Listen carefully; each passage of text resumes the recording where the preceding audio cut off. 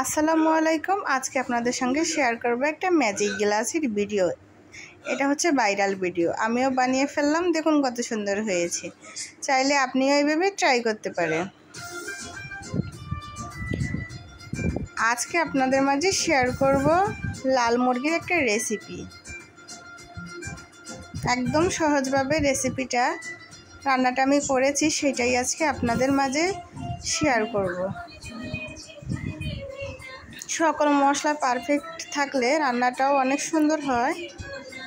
এইখানে আমি 1 কেজি মাংস নিয়েছি। মাংসটাকে ভালো করে ধুয়ে পরিষ্কার করে নিয়েছি।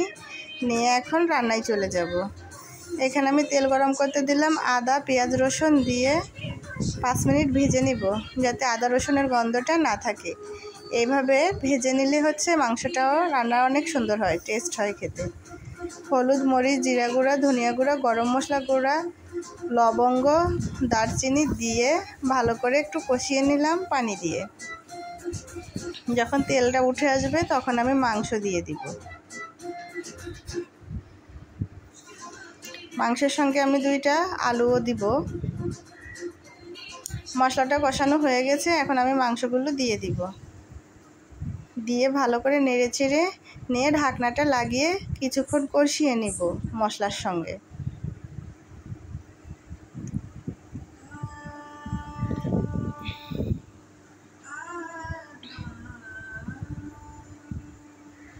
যারা নতুন তারা চাইলে এইভাবে রান্না করতে পারেন।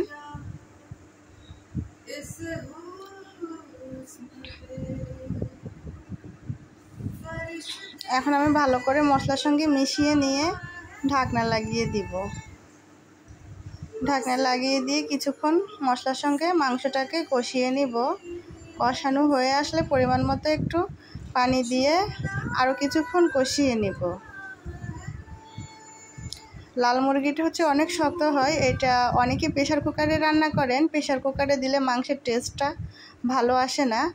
এইভাবে যদি আপনারা হাঁড়িতে রান্না করেন, আশা করি অনেকটাই ভালো হবে আপনাদের রান্নাটা। সঙ্গে আমি 2টা বড় সাইজের আলু কেটে দিয়েছি। দিয়ে এখন এগুলো ভালো করে মিশিয়ে ঢাকনাটা লাগিয়ে দিব। আপনারা চাইলে এই নিয়মটা ফলো করতে পারেন। সবাই আপনার রান্নার প্রশংসা করবে আশা করা যাচ্ছে।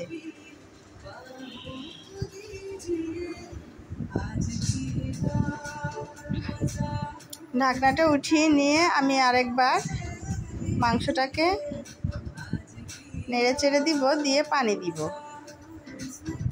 পানি দিয়ে আবার ঢাকনাটা লাগিয়ে দিব। মাংসটা সিদ্ধ হয়ে আসা পর্যন্ত অপেক্ষা করব।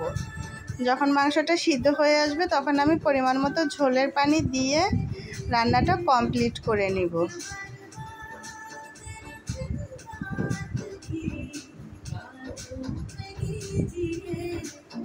তেল মশলা যদি পারফেক্ট থাকে রান্নাটাও অনেক সুন্দর হয়, কালারটাও অনেক সুন্দর আসে।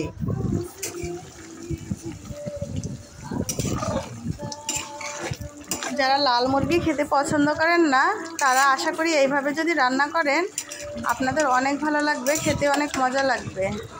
একবার খেলে আপনারা আর এই রান্নাটার কথাই ভুলবেন না।